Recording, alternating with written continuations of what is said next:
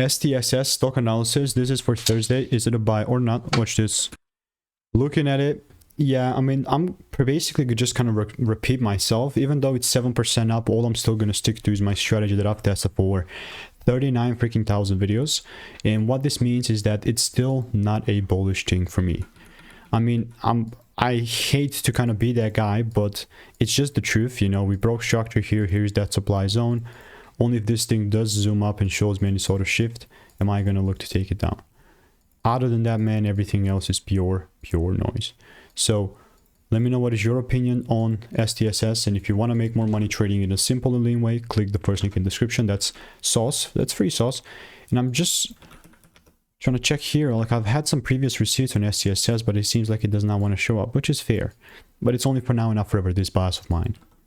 See ya. Comments are obviously not off limits, so you can obviously go check it out.